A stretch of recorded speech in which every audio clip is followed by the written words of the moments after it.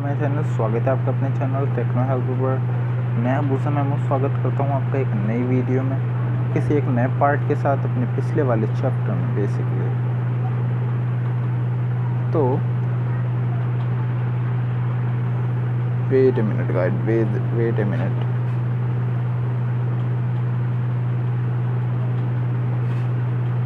Okay guys, तो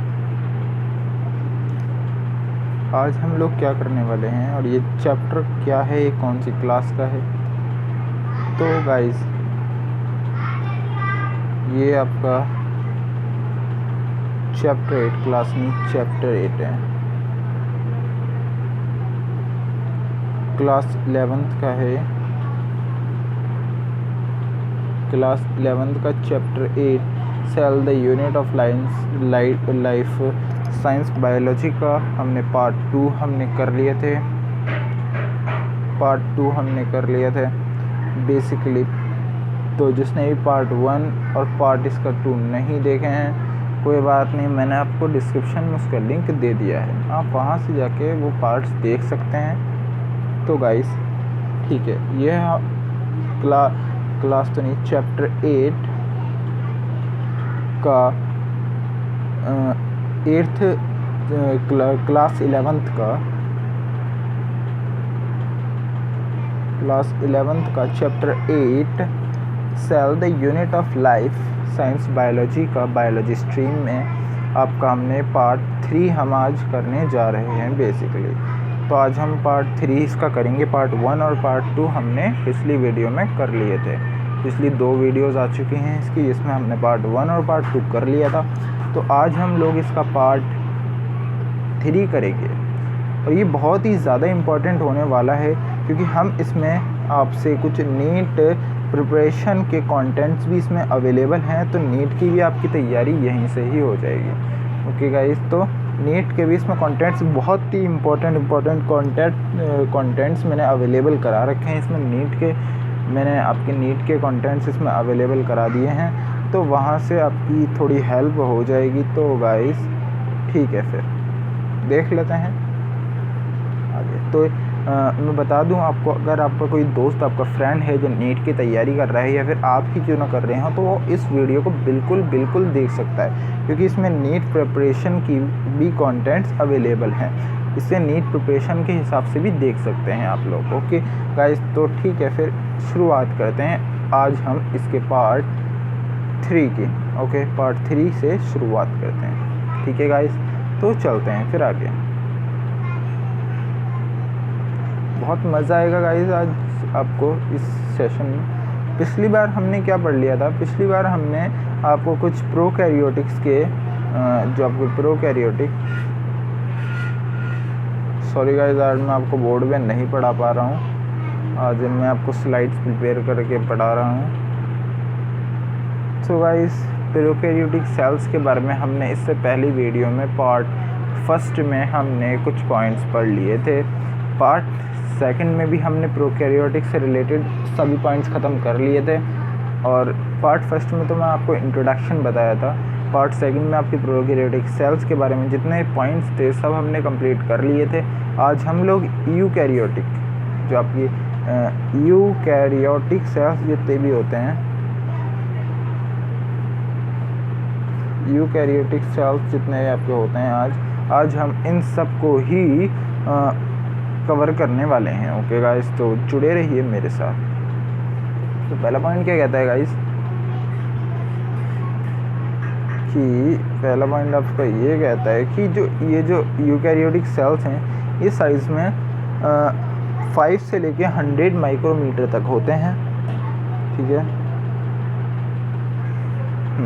सो 5 से लेके 100 तक माइक्रोमीटर्स में होते हैं, ये माइक्रोमीटर में होते हैं। 5 से लेकर 100 माइक्रोमीटर्स तक हो सकते हैं ये आपके सेल्स, यूकैरियोटिक सेल्स। और दूसरा पॉइंट क्या कहता है कि मैं आपको क्या कराता हूँ, मैं आपको इनके बीच में कंपैरिजन करा देता हूँ तो आपको समझना थोड़ा आसान हो जाएगा। तो प्रोकैरियोटिक सेल्स जो होते हैं वो बेसिकली 1 से लेकर 10 माइक्रोमीटर्स तक के होते हैं लेकिन आपके यूकैरियोटिक सेल्स जितने भी होते हैं वो 5 से लेके 100 माइक्रोमीटर्स तक होते हैं।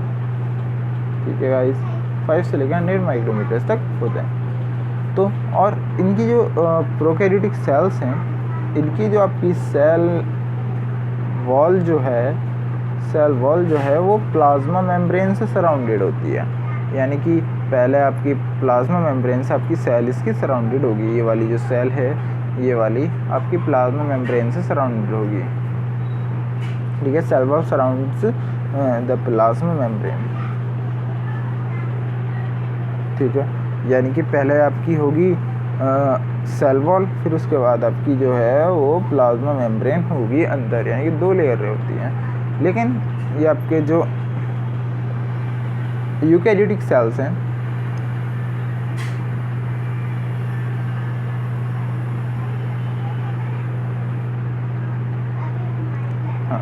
यूकैरियोटिक सेल्स जितने भी हैं इनमें सेल वॉल कुछ ही प्रोटिस्ट में, प्रोटिस्टा, किंगडम प्रोटिस्टा वगैरह मैंने आपको भी नहीं पढ़ाया है, तो मैं आपको पढ़ा दूंगा तो आपके लिए समझना और भी आसान हो जाएगा। तो वो काफ़ी बड़ा है टॉपिक, तो भी मैं आपको नहीं पढ़ा सकता, लेकिन किसी दिन आपका वो भी चैप्टर हो जाएगा कंप्लीट। ठीक है गाइस, तो प्रोटिस्टा आपके 5 किंगडम क्लासिफिकेशन, अभी मैं आपको थोड़ा सा ऐसे बता देता हूँ। 5 किंगडम क्लासिफिकेशन होता है आपका एक, जो कि हमारे RH विटेकर साहब ने किया था। तो उसमें उन्होंने क्या बताया था, उन्होंने 5 किंगडम क्लासिफिकेशन के बारे में बताया था। पहला था मोनेरा, फिर प्रोटिस्टा, फंगाई, एनिमेलिया, प्लांटे। तो ये 5 किंगडम क्लासिफिकेशन था। तो प्रोटिस्टा में जितने भी आपके आते हैं, ये आपके बैक्टीरियाज वगैरह ही आते हैं प्रोटिस्टा में। बैक्टीरियाज हो गए और आपकी जो सभी बैक्टीरियाज टाइप के जो आते हैं वो आपके प्रोटिस्टा में ही आते हैं। तो इनमें कुछ ही प्रोटिस्ट में आपका जो सेल वॉल है वो होती है, यानी कि आपका कुछ ही प्रोटिस्ट ऐसे हैं जिनमें आपकी पहले सेल वॉल होगी और फिर सेल मेम्ब्रेन होगी। लेकिन आपके most of the fungi and all plant cells आपके, हाँ, तो कुछ ही प्रोटिस्ट फंगाई, ज़्यादातर फंगाई में तो ये प्रेजेंट ही रहती है, और एनिमल सेल्स में सारे जितने भी प्रकार के एनिमल सेल्स, यानी कि आपके कहना है चाहता है कि प्रोटिस्ट, फंगाई और एनिमल सेल्स में ये आपकी सेल वॉल प्रेजेंट होती है, जो कि प्लाज्मा मेम्ब्रेन को सराउंडेड करती है। लेकिन आपकी एनिमल सेल्स में ये नहीं होती है, सेल वॉल आपकी एनिमल सेल में नहीं होती है। ओके गाइस, तो ठीक है, ओके। आपकी प्रोकैरियोटिक में क्या होता है कि cell wall is compose of peptidoglycan. आपका सेल वॉल जो है वो पेप्टिडोग्लाइकन का होता है। पेप्टिडोग्लाइकन आपकी एक कंपाउंड है आपका, जो पेप्टिडोग्लाइकन है उससे बना होता है सेल वॉल आपकी। स्ट्रेंथिंग मटेरियल इज म्यूरिन, और जो आपका स्ट्रेंथ प्रोवाइड करता है इससे वो म्यूरिन है आपका। ठीक है, म्यूरिन बेसिकली आपका इसका कुछ कंपाउंड वगैरह होता है जिससे ये बना होता है। ठीक है, लेकिन आपके यूकैरियोटिक सेल्स जो हैं वो वहाँ पर आपकी जो सेल वॉल वगैरह जो होती है वो पॉलीसैकेराइड की होती है। ठीक है, ओके। ये केमिकल वगैरह हैं आपकी जिसकी बनी होती है पॉलीसैकेराइड। और स्ट्रेंथिंग मटेरियल आपका क्या होता है, स्ट्रेंथिंग मटेरियल आपका चिटिन होता है। ये आपका नीट के पर्पज़ से बहुत बढ़िया है। ये आपका, ये वैसे थोड़ा डीप जानकारी हो गई कि स्ट्रेंथिंग मटेरियल आपका चिटिंग होता है फंगाई में, एंड सेल्यूलोज आपका अदर प्लांट्स में आपका सेल्यूलोज पाया जाता है। फंगाई में आपका कौन सा पाया जाता है, फंगाई में आपका चिटिन पाया जाता है। और अदर जितने भी आपके सेल्यूलोज प्लांट्स होते हैं, मतलब अदर और फंगाई के अलावा जितने भी आपके प्लांट्स हैं उनमें ये सेल्यूलोज की पाई जाती है। सेल वॉल जितने भी होते हैं वगैरह, तो ये आपकी स्ट्रेंथिंग मटेरियल जो होता है वो आपका फंगाई में चिटिन का होता है आपका, और जितने भी प्लांट्स है आपका उसमें ये होता है सेल्यूलोज का। ओके गाइस, ठीक है। अब आपका क्या है, सेल मेम्ब्रेन। ये आपके काफ़ी सारे इसमें नीट के पर्पस के भी क्वेश्चंस है। क्वेश्चन मतलब पॉइंट्स वगैरह नीट के पर्पस के भी हैं, तो आपको जो नीट के स्टूडेंट्स हैं वो भी इसे देख सकते हैं। Cell membrane bears respiratory enzymes, और आपकी सेल मेम्ब्रेन जो होती है वो कुछ रेस्पिरेटरी एंजाइम्स जो कि आपके खाने को ब्रेक डाउन करने में आपकी मदद करते हैं, वो आपके सेल मेम्ब्रेन कुछ ऐसे एंजाइम्स लेके घूमता है, या फिर कुछ ऐसे एंजाइम्स उसके पास होते हैं जो कि आपके रेस्पिरेशन में हेल्प करते हैं। लेकिन आपका ये आपके प्रोकैरियोटिक के हैं, लेकिन आपका जो यूकैरियोटिक है वहाँ पे आपका रेस्पिरेटरी एंजाइम्स होते ही नहीं हैं, ठीक है। वहाँ के आपके यूकैरियोटिक सेल्स में आपके रेस्पिरेटरी एंजाइम्स नहीं होते हैं, ठीक है। ये सब आपके थोड़े हायर लेवल के क्वेश्चन है जो नीट की प्रिपरेशन कर रहे हैं उनके लिए ये काफ़ी इम्पोर्टेंट है। हाँ, प्रोकैरियोटिक सेल्स में जितने भी सेल ऑर्गेनल्स होते हैं वो एब्सेंट होते हैं। साइटोप्लाज्म होता है पर लेकिन सेल मेम्ब्रेन आपके एब्सेंट रहते हैं। साइटोप्लाज्म भी आपका ऐसा होता है कि कुछ मतलब खिचड़ी वगैरह पका देते हैं ना, तो उस टाइप का होता है, क्योंकि आपका जो मैंने आपको बताया था पिछले सेशन में पार्ट 2 में कि साइटोप्लाज्म होता है इसमें, लेकिन सब उसमें डीएनए मटेरियल भी उसमें मिल रहे हैं, राइबोसोम्स भी उसमें मिल रहे हैं, आपका पूरा सब कुछ उसमें मिक्स हो रखा है। तो एक साइटोप्लाज्म एक अनडिफाइंड साइटोप्लाज्म इसे बोल सकते हैं। साइटोप्लाज्म होता है लेकिन अनडिफाइंड, सेल ऑर्गेनल्स एब्सेंट रहते हैं इसमें। और जो यूकैरियोटिक सेल्स हैं, आपके यूकैरियोटिक सेल्स हैं, वहाँ पे आपका साइटोप्लाज्म बहुत सारे सेल ऑर्गेनल्स को कंटेन किया रहता है, मतलब उसके पास बहुत सारे सेल ऑर्गेनल्स होते हैं, जैसे कि आपके माइटोकॉन्ड्रिया हो गया, एंडोप्लाज्मिक रेटिकुलम ER जिसे बोलते हैं हम, एंडोप्लाज्मिक रेटिकुलम, गोल्जी बॉडीज़, ये आपके लिए इम्पॉर्टेंट है, काफ़ी नीट के पर्पस के लिए भी इम्पॉर्टेंट है, वैसे भी आपके लिए इम्पॉर्टेंट है 11th क्लास के ग्रेड के। तो ठीक है, तो ये आपका कुछ various compounds, various cell organelles और कंपाउंड्स हैं, वेरियस सेल ऑर्गेनल्स कंटेन करे रहता है आपका जो आपका साइटोप्लाज्म है।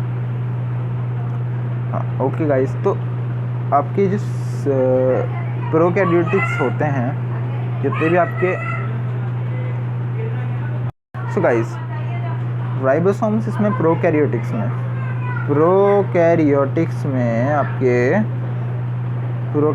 आपके राइबोसोम्स 70S टाइप। आपके मैं बताऊंगा अभी कि राइबोसोम्स आपके 2 टाइप के होते हैं, 70S और 80S राइबोसोम्स होते हैं। उनके बारे में हम आगे डिस्कस करेंगे वीडियो में, इसी वीडियो में हम आगे डिस्कस करेंगे। राइबोसोम्स 2 टाइप के होते हैं, आपको मैं बताऊंगा, लेकिन इसमें प्रोकैरियोटिक सेल्स में आपके 70S राइबोसोम्स पाए जाते हैं ओनली आपके 70S राइबोसोम्स इसमें पाए जाते हैं। ये तो आप गांठ बांध के रख लीजिए, ये क्वेश्चन काफ़ी इंपॉर्टेंट है नीट के पर्पस से भी और आपके वैसे भी ये क्वेश्चन काफ़ी इंपॉर्टेंट है कि राइबोसोम्स आपके 70S टाइप होते हैं इसमें। लेकिन आपके यूकैरियोटिक सेल्स में क्या होता है, यूकैरियोटिक सेल्स में आपके ये राइबोसोम जो होते हैं वो 80S भी हो सकते हैं और 70S भी हो सकते हैं, दोनों ही आपके राइबोसोम्स इसमें प्रेजेंट हो सकते हैं, ठीक है। ओके, बढ़िया, ओपी। तो अब हम चलते हैं इसके कुछ अदर पॉइंट्स की तरफ।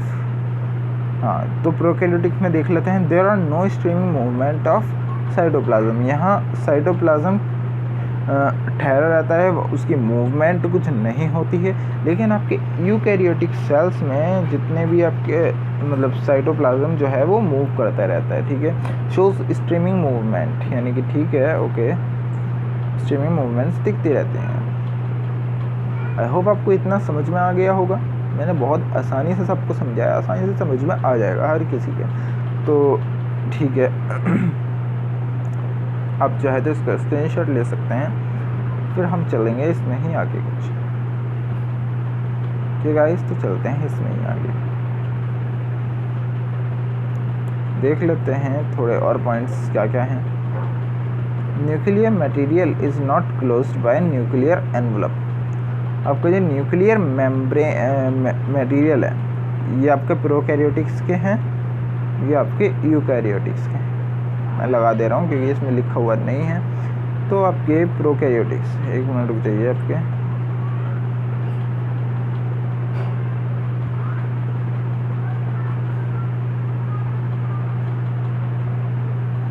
प्रोकैरियोटिक है, ये यूकैरियोटिक।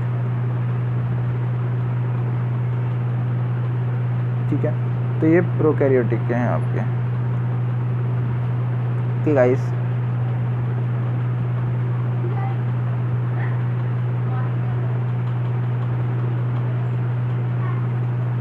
सो गाइस ये वाला आपके प्रोकैरियोटिक, इधर वाले यूकैरियोटिक के हैं आपके। प्रोकैरियोटिक में क्या होता है कि nuclear material is not closed bye nuclear envelope.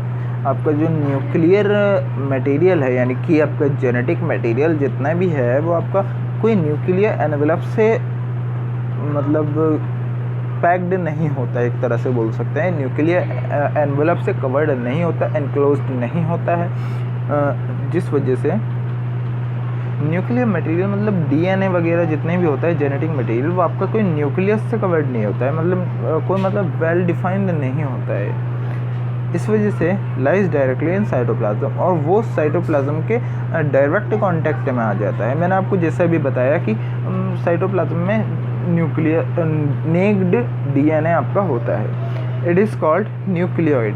और जो साइटोप्लाज्म में जो आपका न्यूक्लियर मटेरियल जो होता है, उसे हम न्यूक्लियोइड बोलते हैं। ठीक है, ओके गाइस। लेकिन आपका जो यूकैरियोटिक सेल्स हैं, उसमें हमारा जितना भी न्यूक्लियर मटेरियल है, वो एक न्यूक्लियर एनवेलप से एनवेलप्ड रहता है, वो एनक्लोज्ड रहता है न्यूक्लियर एनवेलप से, जिसे हम न्यूक्लियस बोलते हैं। Nucleus is distinct from cytoplasm, और जो न्यूक्लियस है वो आपका साइटोप्लाज्म से अलग हो जाता है, बिल्कुल अलग, डायरेक्ट कांटेक्ट में नहीं आता है। आपका जेनेटिक मटेरियल जितना भी होता है तो डायरेक्ट कांटेक्ट में नहीं आ पाता है। ठीक है, ओके।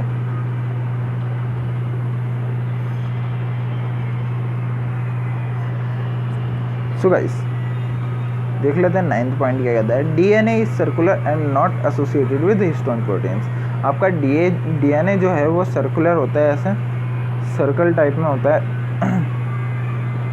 सर्कुलर होता है डीएनए आपका जितना भी होता है, इसमें डीएनए सर्कुलर होता है और हिस्टोन प्रोटीन्स से एसोसिएटेड नहीं होता, मतलब उससे आसपास हिस्टोन प्रोटीन नहीं होते हैं। हिस्टोन प्रोटीन हम आगे पढ़ेंगे, अभी मैं आपको बताऊंगा तो आपको समझ में नहीं आ पाएगा, लेकिन हम इसमें आगे पढ़ेंगे हिस्टोन प्रोटीन्स क्या होते हैं। ठीक है, ये तो हो गई प्रोकैरियोटिक्स की बात।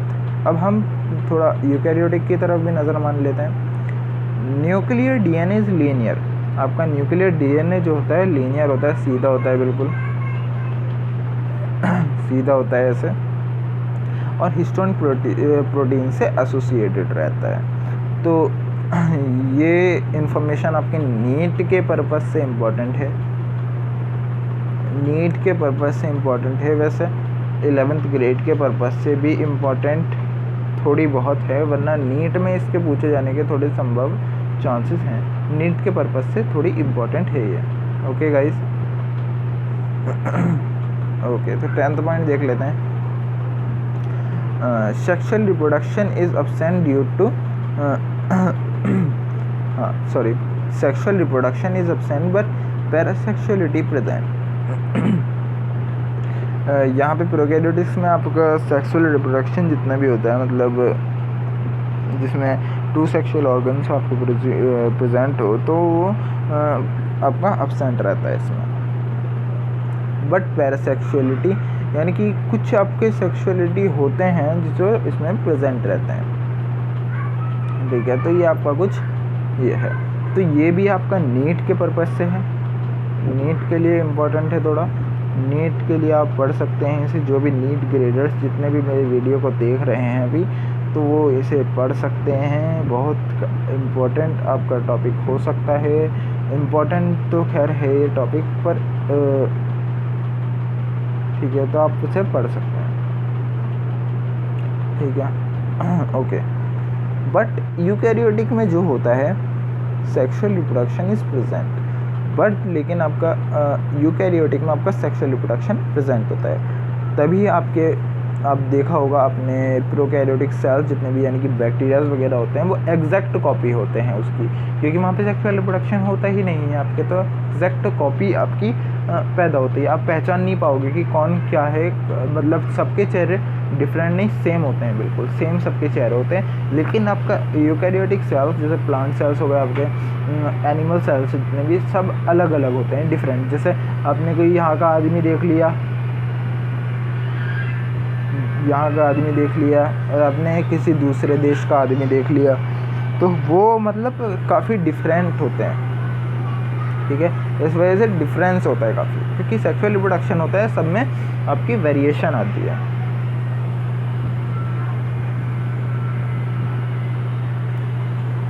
ओके गाइस, तो ये है आपका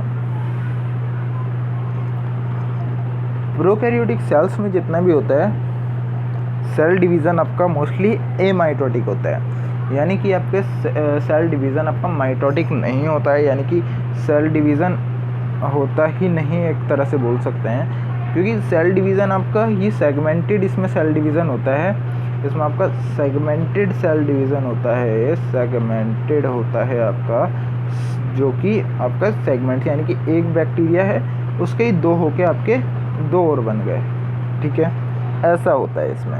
यानी कि एक बैक्टीरिया है उसके ही आपके बीच में से टूट के दो बन गए, सेगमेंटेड होता है आपका इसका। अरे यार, ठीक है, तो माइटोटिक होता है, एमाइटोटिक, ठीक है, एमाइटोटिक होता है सेल डिवीज़न, सेगमेंटेड होता है, माइटोटिक नहीं होता है, माइटोटिक नहीं होता, ठीक है। लेकिन आपके यूकैरियोटिक सेल्स में सेल डिवीज़न आपका माइटोटिक होता है, ठीक है, आपका यूकैरियोटिक सेल्स में माइटोटिक होता है, यानी कि आपके जो सेल है आपका, पहले तो आपका यहाँ से इधर से दबना शुरू होगा, फिर आपका न्यूक्लियस यहाँ से डिवाइड होगा, फिर आपके ये पूरा ये सेल डिवाइड हो जाता है, ठीक है। ओके, सेंट्रोसोम्स पहले आपके, जैसे ये सेल है तो यहाँ सेंट्रोसोम्स होंगे, जो सेंट्रोसोम्स इधर आ जाते हैं उठ के, और जो कि इसे मतलब यहाँ से दबना शुरू हो जाता है अंदर को, और ये दबते दबते इस पार्ट पे पहुँच जाता है, जैसे कि ये आपका ऐसे पहुँच जाता है आपका, और यहाँ पे इसका न्यूक्लियस भी डिवाइड हो जाता है, और ये फिर एक टाइम ऐसे आता है कि ये पूरे दोनों डिवाइड हो जाते हैं, इसे हम माइटोसिस कहते हैं। सेल डिवीज़न हम आपने पढ़ा होगा 10th क्लास में, 9th क्लास में कहीं ना कहीं पढ़ा होगा आपने, अगर नहीं पढ़ा है डोंट वरी, कोई बात नहीं, हमारा 10th चैप्टर है सेल डिवीज़न के ऊपर, मैं वहाँ पे आपको पढ़ाऊँगा, ज़रूर पढ़ाऊँगा। 10th चैप्टर आपका cell division and cell cycle है आपका, तो वो भी हम पढ़ेंगे किसी और दिन, ठीक है। तो अभी तक के लिए आप ये याद रख लीजिए कि सेल डिवीज़न आपका इसमें प्रोकैरियोटिक में माइटोटिक होता है, लेकिन आपका माइटोटिक होता है यूकैरियोटिक में, ठीक है। तो ये कुछ माजरा है, तो अब हम चलते हैं इसमें आगे कुछ,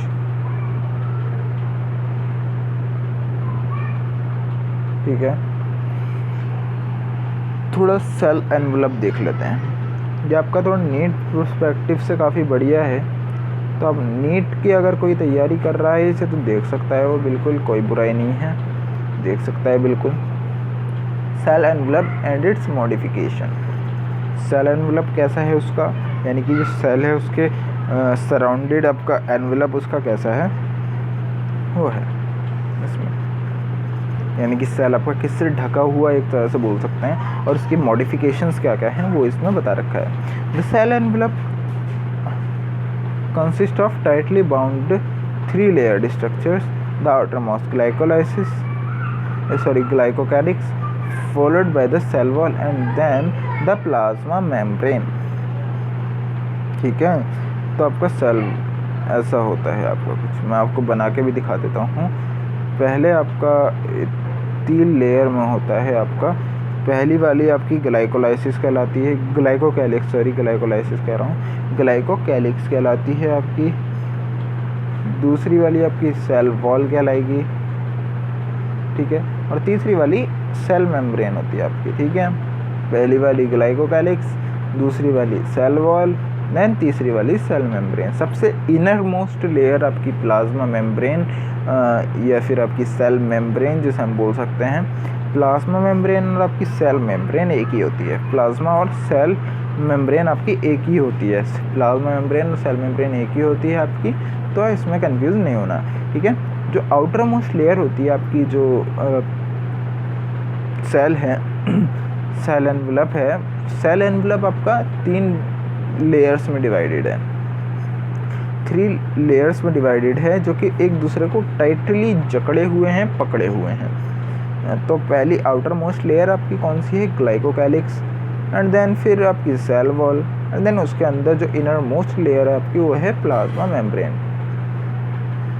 ओके गाइस, ठीक है। फिर ये इसमें तो कुछ पॉइंट्स आपको मैंने पढ़ा दिए हैं। ये तो 11th ग्रेड के लिए ही इम्पोर्टेंट है, वैसे नीट के लिए भी हो सकती है। नीट में थोड़ी डीप ही जानकारी आती है वैसे तो, अगर देखा जाए तो।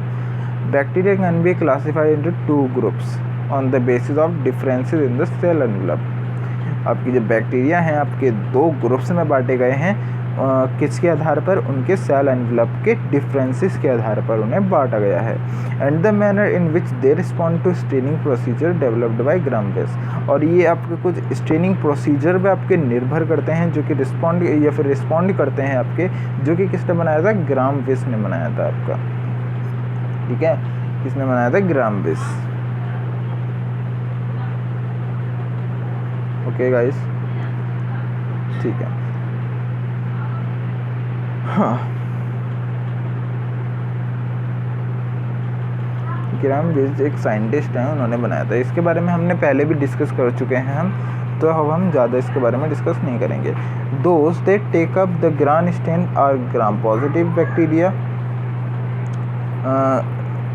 जो आपको ग्राम स्टेन में टेकअप यानी कि पास हो जाते हैं आपके, वो ग्राम पॉजिटिव बैक्टीरिया कहलाते हैं। जो ग्राम पॉजिटिव बैक्टीरिया कौन से कहलाते हैं? जो ग्राम स्टेन में पास हो जाते हैं वो आपके ग्राम पॉजिटिव बैक्टीरिया कहलाते हैं, जैसे कि Streptococcus, staphylococcus, bacillus, Mycobacterium, Streptomyces etcetera.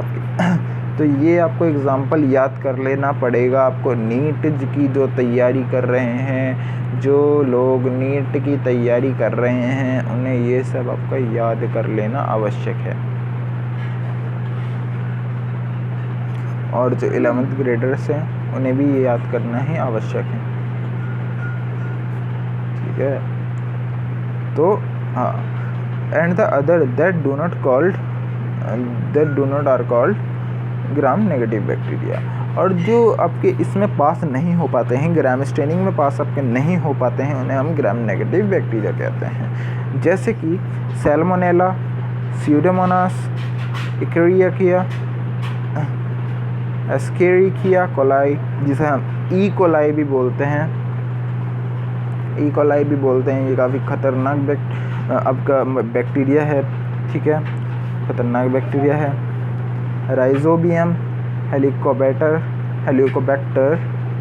ठीक है। मैं आपको फिर से बता देता हूँ, जो ग्राम नेगेटिव बैक्टीरिया के एग्जाम्पल है सैल्मोनेला, स्यूडोमोनास, ई कोलाई जिसे हम बोलते हैं एस्केरिकिया कोलाई, राइजोबियम, हेलिकोबैक्टर एक्सेट्रा, आपके ये आपके ग्राम नेगेटिव बैक्टीरिया के एग्जाम्पल्स हैं। तो ये आपके जितने भी एग्जाम्पल्स हैं नीट ग्रेडर वालों के लिए मैं बोल रहा हूँ, नीट ग्रेडर्स जितने भी है वो सब इस एग्जाम्पल्स को याद कर लो, लर्न कर लो इन एग्जाम्पल को। ये काफ़ी इम्पोर्टेंट एग्जाम्पल हैं आपके लिए, ठीक है। तो ये हो गया कुछ आपके पॉइंट्स, ठीक है। फिर तीसरा पॉइंट आपका क्या कहता है? Third point, in a large number of bacteria. आपका कुछ लार्ज नंबर बैक्टीरिया, कुछ आपकी लार्ज नंबर ऑफ बैक्टीरिया हैं, मतलब बहुत सारे बैक्टीरिया में, लार्ज नंबर यानी कि बहुत सारे बैक्टीरिया में आपकी एक थिक स्लाइम कैप्सूल आपकी पाई जाती है। कहाँ पर? सेल वॉल के आपके आउटसाइड पर, यानी कि आपकी जो ये सेल वॉल है इसके अंदर सेल मेम्ब्रेन है, इसके ऊपर आपकी स्लाइम लेयर पाई जाती है, जिसे हम क्या बोलते हैं? स्लाइम कैप्सूल पाई जाती है, which is made up of polysaccharide and nitrogenous substance, जो कि आपकी पॉलीसैकेराइड और नाइट्रोजनस सब्सटेंस की होती है, ठीक है गाइस। ओके, तो मैं फिर से दोहरा देता हूँ, आई रिपीट ऑल्सो, कि जो ज़्यादा तादाद में जितने भी बैक्टीरियाज़ हैं आपके, उन सभी में आपकी एक slime layer, thick slime layer आपकी सेल वॉल के ऊपर पाई जाती है, जो आपकी पॉलीसेकेराइड की बनी होती है और कुछ नाइट्रोजनस सब्सटेंस की बनी होती है। आपकी ये क्या काम करती है? It provides protection against phagocytosis and antibiotics. It provides protection against phagocytosis and antibiotics. ये आपकी फेगोसाइटोसिस और एंटीबायोटिक्स से प्रोटेक्शन में काम आती है। फेगोसाइटोसिस क्या होता है? आपने 9th क्लास में भी पढ़ा होगा फेगोसाइटोसिस, कि आपका जब फीडिंग प्रोसेस आप इसे बोल सकते हैं कि आपका आपने एक क्या बोलते हैं, जैसे आपने अमीबा का एग्जाम्पल पढ़ा होगा अमीबा का, कि अमीबा कैसे खाना खाता है। अमीबा के सामने कोई खाना अगर आ जाए तो वो क्या करता है, आपका कुछ ऐसा बिहेवियर शो करता है कि ये खाने को फंसाता है इसमें, फिर ऐसे करके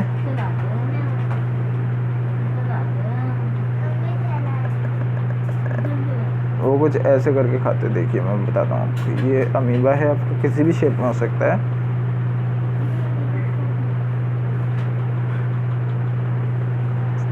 यहाँ पे खाना आया इसके, फिर ये कैसे खाएगा?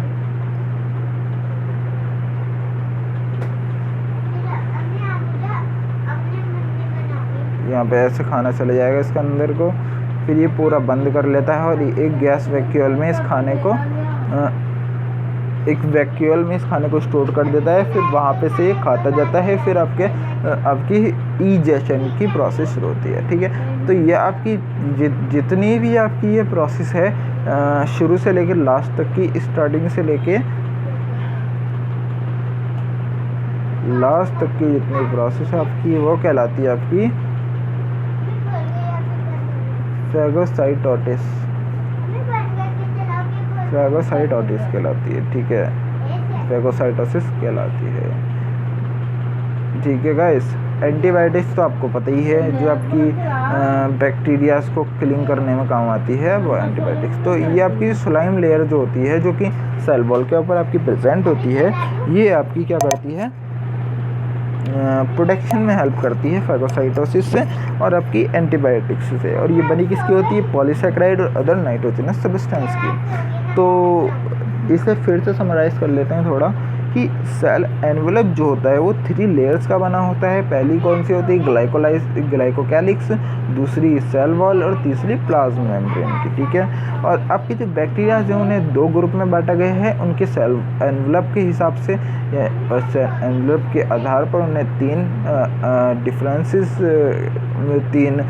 2 ग्रुप्स में बांटा गया है, जो कि ग्राम स्टेनिंग से आपके जो ग्राम विस ने करी थी उससे पता चले हैं। तो जो बैक्टीरिया ग्राम स्टेनिंग में पास हो जाता है या फिर उसमें अपना कैरेक्टर शो कर देता है, तो उसे ग्राम पॉजिटिव बैक्टीरिया कहते हैं, जैसे कि Streptococcus, bacillus, Mycobacterium, Streptomyces etcetera. आपकी ये जो है ग्राम पॉजिटिव बैक्टीरिया हैं। और इसके अलावा जितने भी हैं जो आपके जो ग्राम स्टेनिंग में फेल हो जाते हैं और आपके कैरेक्टर शो नहीं कर पाते हैं, उन्हें हम ग्राम नेगेटिव बैक्टीरिया कहते हैं, जैसे Salmonella, Pseudomonas, E coli, Rhizobium, Helicobacter etcetera. जितने भी आपके ये सब हैं, जितने भी एग्जाम्पल हैं, ये सब आपके ग्राम नेगेटिव बैक्टीरिया के हैं। तो जितने भी ये हैं, ये सब आपके जितने भी एग्जांपल्स हैं, ये सब नीट ग्रेडर्स वाले याद कर लीजिए, बहुत ज़रूरी है। और आपके स्लाइम लेयर तो बता ही दिया मैंने आपको क्या होता है। स्लाइम कैप्सूल, जो आपका जितने भी सारे बैक्टीरिया हैं उनके ऊपर, उनकी सेल वॉल के ऊपर एक स्लाइम लेयर पाई जाती है, जिसे हम स्लाइम कैप्सूल भी बोलते हैं, जो कि पॉलीसेकेराइड और अदर नाइट्रोजनस सब्सटेंस की बनी होती है, जो कि प्रोटेक्शन प्रोवाइड करती है अगेंस्ट फेगोसाइटोसिस एंड एंटीबायोटिक्स के अगेंस्ट में एक आपकी प्रोटेक्शन प्रोवाइड करती है। ठीक है, सो गाइस, और अदर पॉइंट्स आपके क्या कहते हैं इसमें? ओके गाइस, तो ठीक है, देख लो।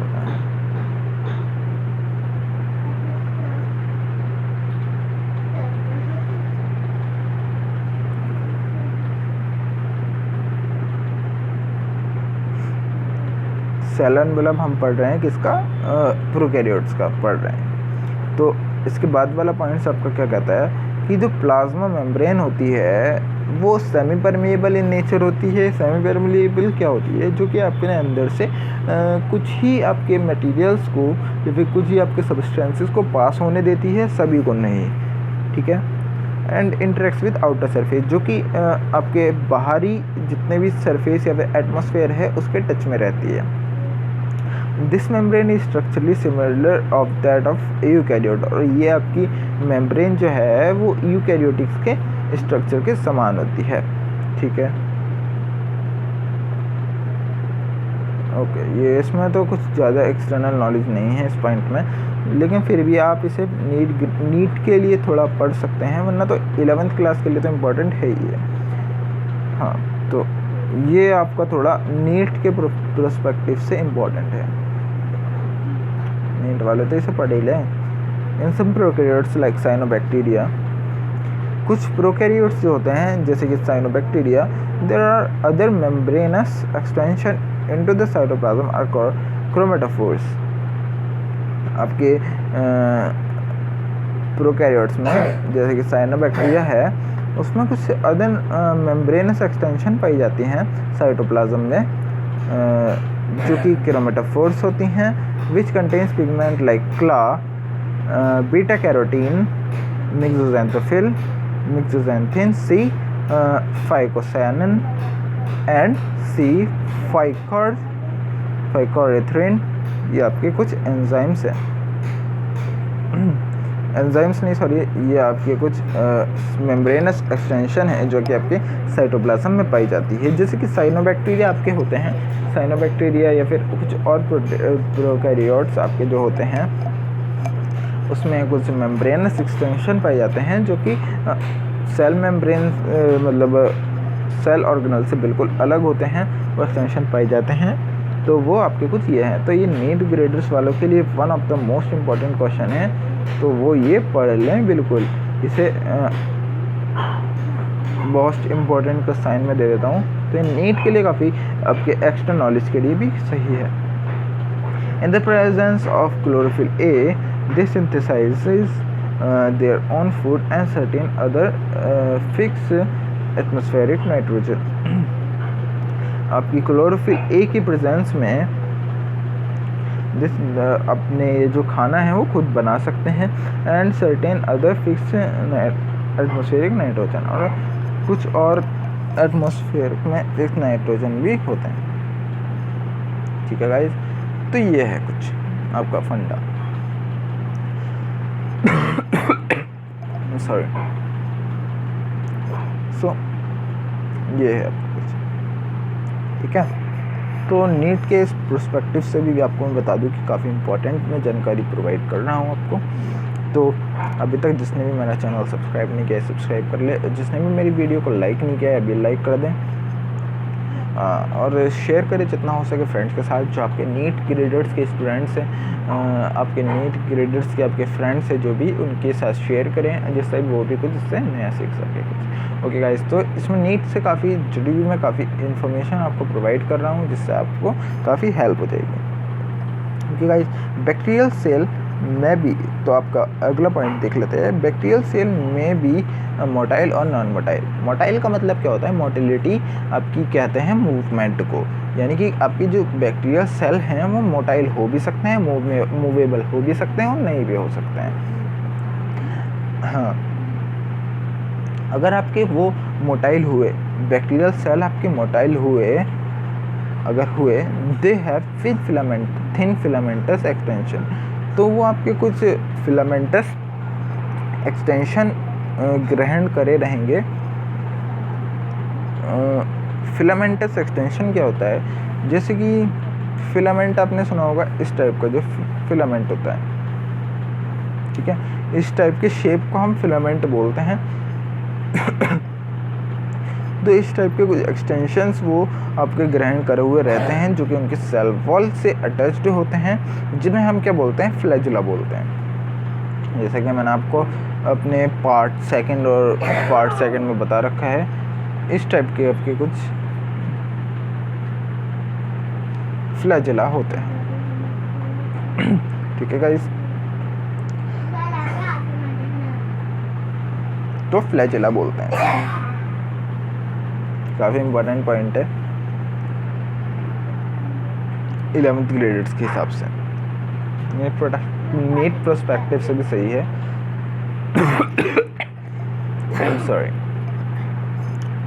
सॉरी गाइस, पानी पीने का समय हो चुका है। सो गाइस, तो फ्लैजेला होता है जो इसे मूव करने में मदद करता है।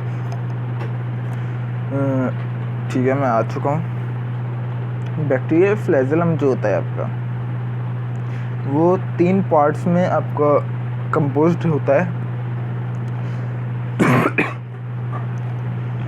3 पार्ट में आपका होता है वो, जिसे हम बोलते हैं फिलामेंट, हुक और बेजल बॉडी। ठीक है गाइस, 3 पार्ट्स का होता है वो। पहले आपको फिलामेंट रहेगा, फिर ऐसे हुक रहेंगे थोड़े थोड़े, फिर ये पूरी बेजल बॉडी, इसका आगे तक रहेगी बेजल बॉडी।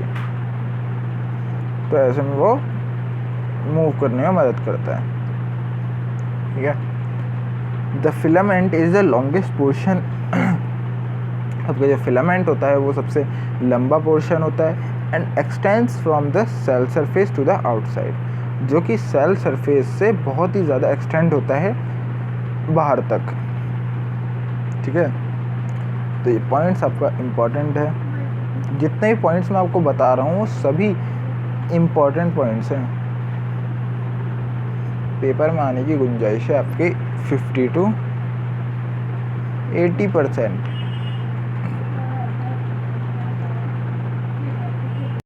फिफ्टी टू 80% आपके पेपर में आने की गुंजाइश है उसकी। ठीक है,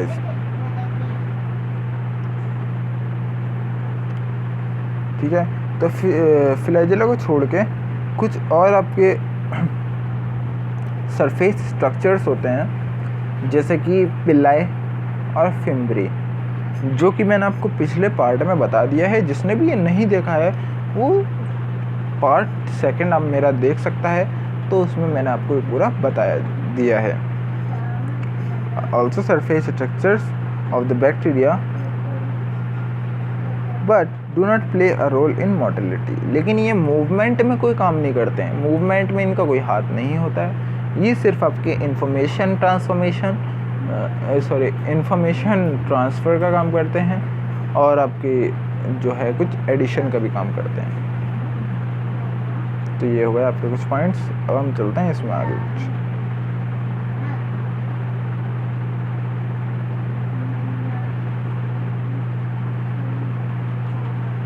ठीक है, अब हम पढ़ लेते हैं इसमें राइबोसोम्स।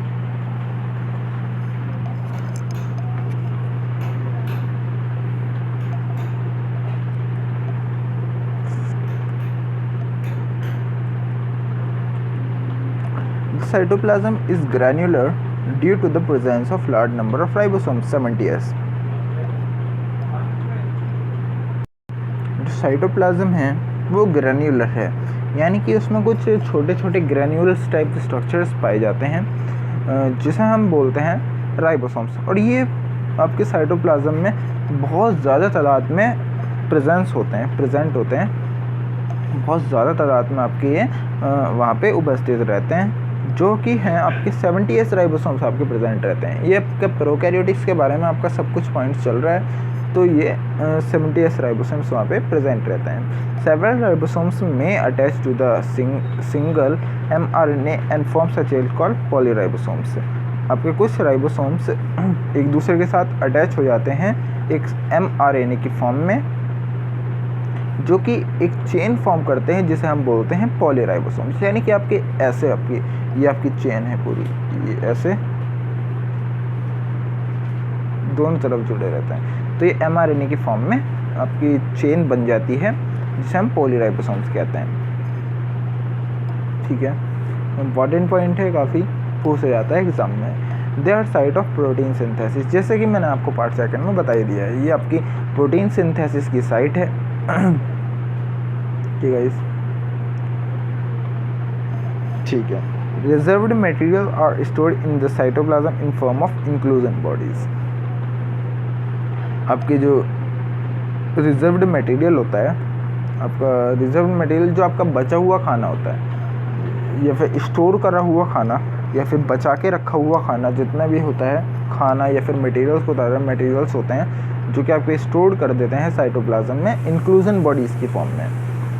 इंक्लूजन बॉडीज़ आपकी ऐसे करके होती हैं, ऐसे की फॉर्म में होती है इंक्लूजन बॉडीज़, जो कि आपके इसमें इसकी फॉर्म में आपका खाना स्टोर रहता है। इससे कुछ एग्जांपल है जैसे phosphate granules, cyanophycean granules and glycogen granules. तो ये आपके कुछ है।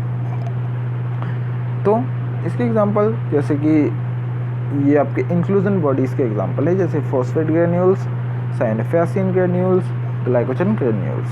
तो ये एग्जांपल्स आपकी याद करना बहुत ही ज़रूरी है। मैं आपको सबके ऊपर इनके ऊपर मैं इम्पोर्टेंट के साइन दिखा दे रहा हूँ कि मैं जितना भी आपको पढ़ा रहा हूँ ये सब एग्ज़ाम के पॉइंट ऑफ व्यू से और नीट के पॉइंट ऑफ व्यू से बहुत ही ज़रूरी है।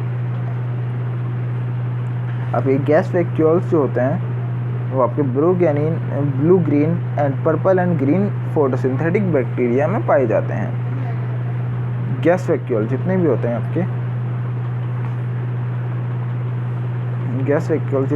हैं आपके ब्लू ग्रीन, आपके पर्पल ग्रीन फोटोसिंथेटिक बैक्टीरिया जो यानी कि फोटोसिंथेसिस करते हैं, ठीक है, जो प्रकाश संश्लेषण जैसे हम बोलते हैं फोटोसिंथेसिस को, वो करते हैं। ये वो कौन से हैं? Blue green and purple green photosynthetic bacteria. तो इसमें हमारे गैस वैक्यूल्स पाए जाते हैं। तो राइबोसोम्स देख लेते हैं इसमें कौन कौन से प्रकार के होते हैं। तो ये राइबोसोम्स है आपके कुछ।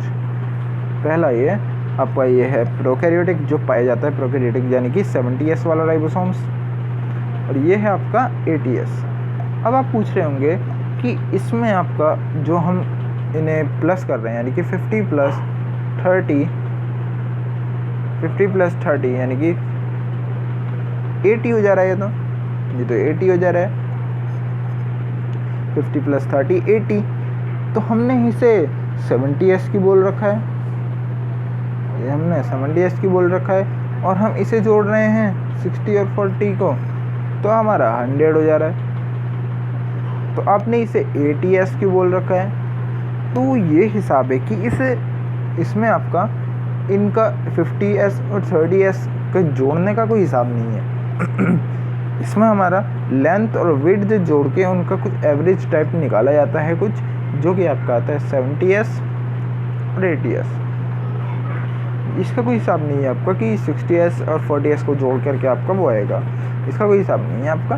इसका हम विड्थ और लेंथ को जोड़ते हैं तब आता है आपका। तो ये वाला आपका जो राइबोसोम्स है ये आपके प्रोकैरियोटिक में, और ये वाले राइबोसोम्स जो हैं ये आपके यूकैरियोटिक में पाए जाते हैं।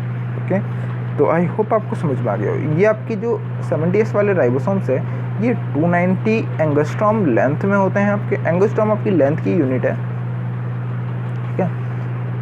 ओके, तो ये होते हैं आपके 70S जितने भी राइबोसोम्स हैं, 70S राइबोसोम जितने भी आपके,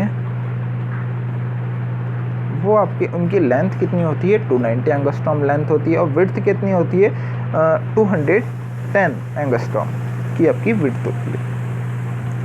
वहीं आपकी 80S राइबोसोम्स की बात करें हम, तो ये होती है 330 to 340 एंगस्ट्रॉम की लेंथ होती है इसकी, और विड्थ कितनी होती है? 200 से लेके 240 एंगस्ट्रॉम तक की विड्थ होती है इसकी, यानी कि चौड़ाई होती है। तो ये तो हो गए राइबोसोम्स आपके। अब हम चलते हैं इसमें ही कुछ आगे, फिर देख लेते हैं और क्या क्या है चीज़ें।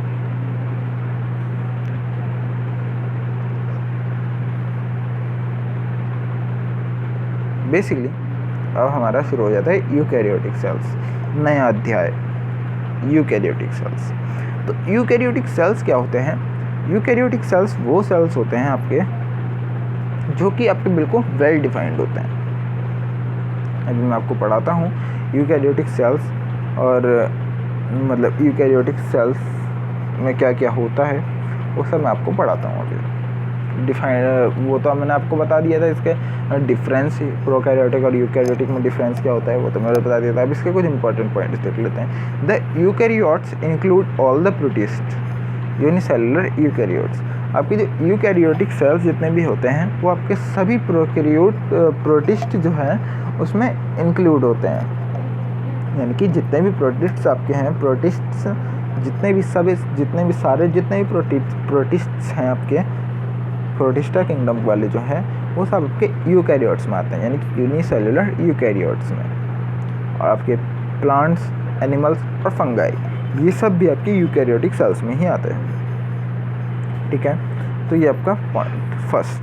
सेकंड पॉइंट क्या कहता है, an organised nucleus is present. इसमें आपका एक पूरा न्यूक्लियस रहता है जिसके अंदर आपका न्यूक्लियोलस होता है जिससे आपके क्रोमेटिन जुड़े होते हैं। इसमें न्यूक्लियोप्लाज्म होता है आपका, यानी कि पूरा वेल डिफाइंड स्ट्रक्चर है बाबूजी साहब जी पूरा वेल डिफाइंड स्ट्रक्चर है इसमें,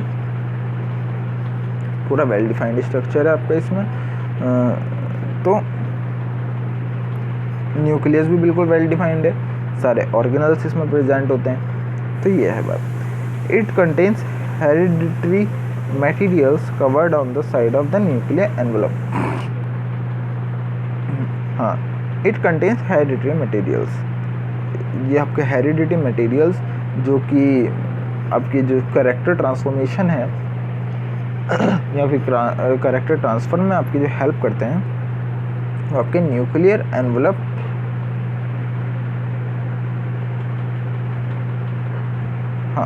तो आपके न्यूक्लियर एनवेलप से कवर्ड रहते हैं जो कि उनके बाहर होता है।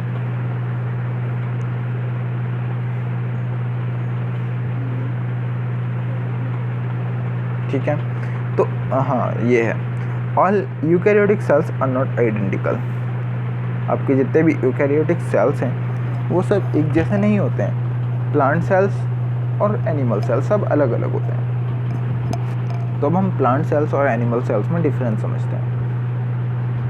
तो गाइस ये है आपके कुछ प्लांट सेल्स, ये वाला आपका प्लांट सेल, ये एनिमल सेल। समझते हैं डिफरेंस क्या है। देखिए आपको मैं पूरी स्लाइड तैयार करके दिखाई है आपको। ये आपका प्लांट सेल, प्लांट सेल में माइटोकॉन्ड्रिया है, प्लाज्मा मेम्ब्रेन है, टोनोप्लास्ट है, वैक्यूल है, गोल्जी बॉडी है, रफ एंडोप्लाज्मिक रेटिकुलम जिसे हम बोलते हैं, ये रफर बोल दिया है, रफ एंडोप्लाज्मिक रेटिकुलम है, स्मूथ एंडोप्लाज्मिक रेटिकुलम है, और आपका क्लोरोप्लास्ट है, मिडल लेमा। आपको मैं बता दूं कि आपकी जो प्लांट सेल है वो आपकी 3 लेयर से कवर्ड होती है। सबसे बाहर वाली जितनी भी होती है, बाहर वाली जो होती है वो सेल वॉल होती है। बीच वाली जितनी भी होती है वो होती है आपकी मिडल लेमा, जिसे लेमा बोलते हैं, लेमा, LEM, लेमा सॉरी नहीं, लेमेल्ला बोलते हैं, लेमेल्ला, मिडल लेमेल्ला। ठीक है, मिडल लेमेल्ला। और उसकी अंदर वाली जो होती है आपकी प्लाज्मा मेम्ब्रेन होती है। तो ये आपका प्लांट सेल हो गया। अब देख लेते हैं थोड़ा एनिमल सेल के बारे में।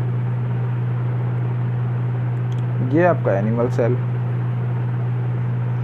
इसमें साइटोप्लाज्म है, गोल्जी बॉडी है, वैक्यूल है, स्मूथ एंडोप्लाज्मिक रेटिकुलम है, सेंट्रियोल्स इसमें है, सेंट्रियोल्स उसमें प्रेजेंट होते हैं, रफ एंडोप्लाज्मिक रेटिकुलम है, न्यूक्लियस है, न्यूक्लियोलस है, क्रोमेटिन है, न्यूक्लियर एनवेलप है, माइटोकॉन्ड्रिया है।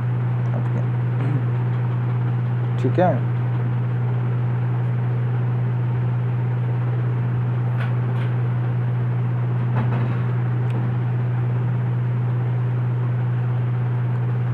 लेकिन इसमें आपकी एनिमल सेल जो है उसमें सेल वॉल एब्सेंट रहती है। आप ये ध्यान रखिए, सिर्फ ये सबसे बड़ा आपका डिफरेंस पॉइंट हो जाता है कि इसमें सेल वॉल आपकी एब्सेंट रहती है, यानी कि नहीं होती है। डोंट वरी, हम इसके बारे में भी डिफरेंस में पढ़ेंगे अभी।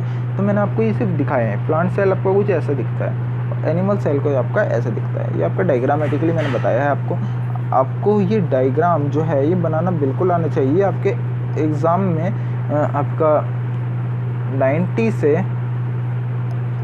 95% के बीच में आ सकता है। 90 से 95% के बीच में आ सकता है आपका, ये पूरे चांसेस हैं आपके यहाँ एग्ज़ाम में आने के। ठीक है, इस चैप्टर से और कुछ आए ना आए, लेकिन ये तो आपका चांसेस हैं, ज़्यादा चांसेस है इसका आने के, इन दोनों के, प्लांट सेल और एनिमल सेल्स का। ठीक है, तो ये आपके एग्जाम्पल इसमें प्लांट सेल और एनिमल सेल के डायग्राम आपके बनाने आने चाहिए, आपके बिल्कुल आने चाहिए। ठीक है, तो ये देख लीजिए आप चाहे तो इसका स्क्रीनशॉट ले सकते हैं। यार हम चलते हैं आगे फिर। अब हम समझते हैं एनिमल सेल और प्लांट सेल के बीच में अंतर, क्या क्या अंतर है इसमें। ठीक है गाइस, प्लांट सेल और एनिमल सेल के बीच में अंतर। सेल वॉल आपकी प्रेजेंट होती है, इसमें एब्सेंट होती है। प्लांट सेल में प्रेजेंट होती है, एनिमल सेल में एब्सेंट होती है। Nuclear usually line near periphery due to vacuole. आपका जो प्लांट सेल में है वो आपका न्यूक्लियस जो है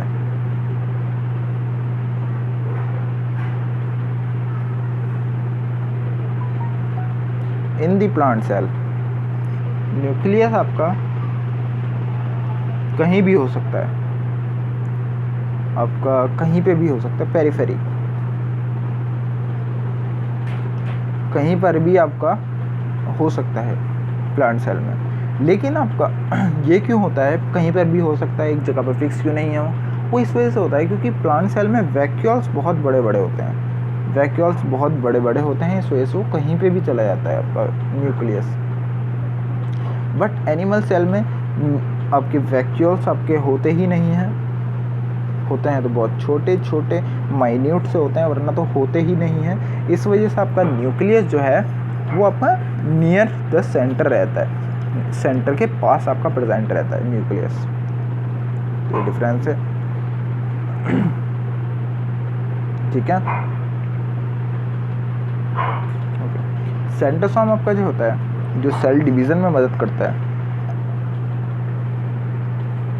ठीक है, सेंट्रोसोम जो सेल डिवीज़न में मदद करता है वो आपका हायर प्लांट सेल्स में, जितने भी आपके बड़े बड़े प्लांट सेल्स हैं उनमें आपका एब्सेंट रहता है, एक्सेप्ट लोअर मोटाइल सेल्स, जो आपके कुछ छोटे छोटे मोटाइल जो चलने फिरने वाले सेल्स हैं उन्हें छोड़कर जितने भी आपके हायर प्लांट सेल्स हैं उनमें ये एब्सेंट रहता है। बट एनिमल सेल में centrosome is present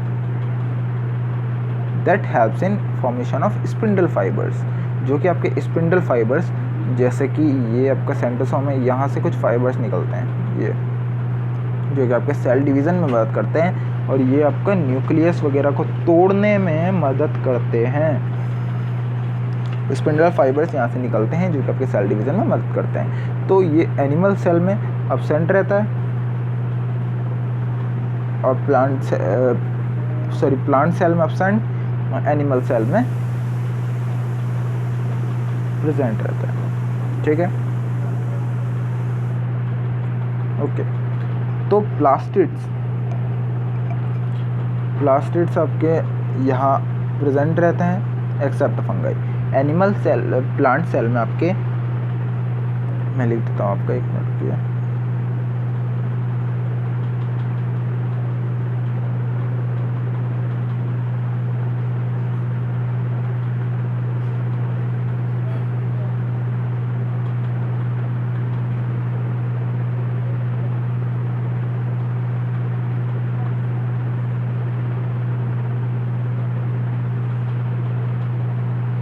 plant cell है आपका, यहाँ पे प्लास्टिड आपका प्रेजेंट होता है, प्लास्टिड्स आपका प्रेजेंट होता है, लेकिन फंगाई को छोड़ करके, फंगाई में आपका एब्सेंट होता है। सॉरी,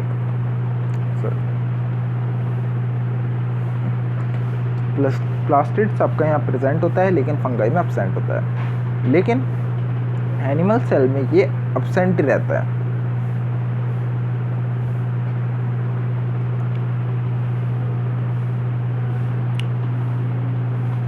माइटोकॉन्ड्रिया जनरली स्फेरिकल और oval in shape. Plant cell में आपका क्या होता है, माइटोकॉन्ड्रिया जो है आपका गोलाकार या फिर अंडाकार शेप में होता है, या तो गोलाकार स्फेरिकल या फिर अंडाकार शेप में होता है। ये वाला आपका पॉइंट जो है नीट के पर्पज़ से थोड़ा है आता है, क्योंकि आउट ऑफ द सिलेबस आपका पॉइंट दे रखा है।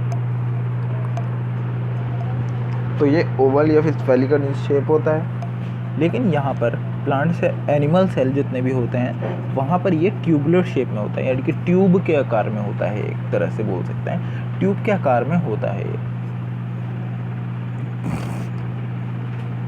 6 पॉइंट क्या कहता है, single large central vacuole is present. जैसे कि मैंने आपको बताया अभी थोड़ी देर पहले कि प्लांट सेल में एक सिंगल लार्ज सेंट्रल वैक्यूल यानी कि एक अकेला आपका जो सेंटर में रहता है वो आपका बहुत बड़ा होता है, काफ़ी बड़ा होता है, पूरी आधे से ज़्यादा स्पेस वो सेल का घेर लेता है, वो आपका प्रेजेंट होता है। एक ही होता है बस वो, लेकिन ज़्यादा नहीं होते, एक ही होता है, single large central vacuole is present होते हैं प्लांट सेल में। लेकिन आपके एनिमल सेल में बहुत सारे वैक्यूल होते हैं, लेकिन आपके एनिमल सेल में बहुत सारे वैक्यूल आपके प्रेजेंट होते हैं जो कि छोटे होते हैं साइज़ में बहुत छोटे होते हैं पर प्रेजेंट होते हैं। क्लास थोड़ी लंबी जाएगी है तो आप फिक्र ना करें, क्योंकि हम इसमें कुछ नए नए पॉइंट्स भी सीखेंगे जिससे आपको अंडरस्टैंडिंग बहुत अच्छी हो जाएगी। क्लास आज थोड़ी लंबी जाएगी, 1-1.5 घंटे की करीबन, तो लेकिन आप फिक्र ना करें, 1.5 घंटे में करीबन हो ही जाएगी। तो बने रहिए मेरे साथ। जैसे कि मैंने आपको बताया कि एनिमल सेल में छोटे छोटे आपके वैक्यूल प्रेजेंट होते हैं बहुत सारे, या फिर कई चांसेस में ये वैक्यूल होते ही नहीं है। तो ये है cytoplasm during cell division usually divides by cell plate method. Cytoplasm जो है आपका सेल डिवीज़न के दौरान आपका डिवाइड होता है सेल प्लेट मेथड से। आपकी एक सेल प्लेट मेथड होती है, फ्रेइंग और क्लेवेज मेथड होती है। ये आपकी बहुत सारी मेथड्स हैं सेल डिवीज़न की, जो हम आगे सेल साइकिल और सेल डिवीज़न में पढ़ेंगे। तो अभी मैं आपको इतना ज़्यादा नहीं बता रहा हूँ, लेकिन मैं आपको ये बता दे रहा हूँ कि सेल प्लेट मेथड्स होते हैं कुछ, मतलब डिवाइडिंग मेथड्स होते हैं सेल डिवीज़न के। तो ये आपका पॉइंट नीट के पर्पज़ से बहुत ज़्यादा इम्पोर्टेंट है, नीट के पर्पज़ से बहुत ही ज़्यादा इम्पोर्टेंट है। Cytoplasm during cell division usually divides by cell plate method. जो आपका साइटोप्लाज्म है, सेल डिवीज़न के दौरान आपका साइटोप्लाज्म जो होता है वो आपके सेल प्लेट मेथड से टूटता है, यानी कि डिवाइड होता है प्लांट सेल में। लेकिन एनिमल सेल में क्या होता है, cytoplasm divide by pouring and cleavage method. Pouring और क्लेवेज मेथड से साइटोप्लाज्म टूटता है एनिमल सेल में। ठीक है, तो आप याद कर लीजिए, इसे बहुत ही ज़रूरी पॉइंट है। सो गाइस, अब क्या है 8th पॉइंट क्या कहता है आपका, plant cell are capable of forming all the amino acids. आपके जो प्लांट सेल जितने भी होते हैं वो आपके योग्य होते हैं या फिर कैपेबल होते हैं अमीनो एसिड बनाने में। अमीनो एसिड्स जो होते हैं वो बनाने में आपके योग्य होते हैं, कैपेबल होते हैं। ठीक है, अमीनो एसिड बनाने में कैपेबल होते हैं। कोएंजाइम्स और विटामिन्स बनाने में भी होते हैं कैपेबल। इनके फुल अगर आपको बताऊं मैं, तो अमीनो एसिड, कोएंजाइम्स, विटामिन्स बनाने में ये कैपेबल होते हैं प्लांट सेल्स। ठीक है, लेकिन एनिमल सेल के होते हैं can not form all the amino acid, coenzymes and vitamins. आपके जो एनिमल सेल है वो कभी भी आपके अमीनो एसिड, कोएंजाइम्स और विटामिन्स नहीं बना सकते, खुद से नहीं बना सकते। सारे जितने भी अमीनो एसिड्स हैं, कोएंजाइम्स और विटामिन्स हैं, वो खुद से नहीं बना सकते हैं। कुछ एंजाइम्स बना सकते हैं, वो सब नहीं बना सकते। ठीक है, तो ये 8th पॉइंट है। ये जितने भी आपको मैं पॉइंट्स बता रहा हूँ ये आपके इम्पोर्टेंट हैं नीट से भी, और आपके क्लास 11th के पर्पस, आपके नीट पर्पस ये भी इम्पोर्टेंट है। तो आपके यहाँ जितने भी आपके नीट ग्रेडेड से सबको बुला लीजिए कि आपकी जो क्लास है वो शुरू मतलब हो रही है, हाफ हो गया है उसका, पूरी होने वाली है, तो आप आ जाइए, ठीक है। ओके, तो 8 पॉइंट हो गया। 9 point, lysosome present are less in number. आपकी जो प्लांट सेल है उसमें लाइसोसोम, जिसे हम सुसाइड बैग भी बोलते हैं, वो प्रेजेंट नहीं होते हैं, या फिर होते हैं तो बहुत कम नंबर में होते हैं, यानी कि बहुत कम अमाउंट में ये प्रेजेंट होते हैं। लेकिन आपके एनिमल सेल में लाइसोसोम जो होते हैं वो बहुत ज़्यादा की तादाद में प्रेजेंट होते हैं, बहुत ज़्यादा तादाद में, क्योंकि ये जो प्लांट तो एक जगह खड़ा है तो उसके सेल डैमेज वगैरह होंगे भी तो कम होंगे काफ़ी। लेकिन आपका एनिमल सेल जो है वो चल फिर रहा है, इधर उधर मूव कर रहा है, तो उसके सेल डैमेज होंगे, तो उसे भी तो कोई रिपेयर वगैरह करने वाला या फिर आपका खाने वाला कोई चाहिए उन सेल्स को, तो लाइसोसोम करता है, जो कि बहुत ज़्यादा प्रेजेंट होते हैं एनिमल सेल में और कम प्रेजेंट होते हैं आपके प्लांट सेल में, ठीक है। तो ये आपका कुछ बेसिक आपका डिफरेंस था प्लांट और एनिमल सेल्स में। तो ठीक है, फिर देन विदा लेता हूँ आपसे यहीं पे ही, क्योंकि क्लास थोड़ी ज़्यादा लंबी हो गई, आज 1 घंटे करीबन की चली गई है। तो अभी तक के लिए बस इतना ही, मिलते हैं आपको इसकी नेक्स्ट वीडियो में पार्ट 4 के साथ। और हाँ, जिसने भी मेरा चैनल अभी तक सब्सक्राइब नहीं किया तो सब्सक्राइब कर दीजिए, लाइक नहीं किया वीडियो को तो लाइक कर दीजिए, और पास वाला उसके बेल आइकन भी ज़रूर दबा दीजिए, जिससे मेरी आपको आने वाली जितनी भी वीडियोस हैं उनके नोटिफिकेशन आपके पास सबसे पहले पहुँचे। तो ठीक है, जितना हो सके अपने फ्रेंड्स, नीट ग्रेडर्स और जितने भी 11th क्लास के दोस्त हैं आपके, और जितने भी कोई भी ग्रेड में हैं आपका, उनके साथ इस वीडियो को शेयर करिए। इससे नॉलेज बढ़ती है काफ़ी और आपको काफ़ी ज़्यादा आपके दिमाग में कुछ नई चीज़ें बैठती हैं। तो ठीक है, जितना हो सके अपने दोस्तों के साथ, अपने ग्रेडर्स के साथ, नीट ग्रेडर्स के साथ, 11th क्लास वालों के साथ, जितने भी आपके दोस्त वगैरह हैं उनके साथ ये शेयर करिए वीडियो को। Then till then, this is Abuzar Mahmood standing off today. Thank you for being with us, and बस यही कहना चाहता हूँ कि सेफ़ रहिए, खुश रहिए और देखते रहिए टेक में हेल्पर चैनल को। Then bye bye, take care.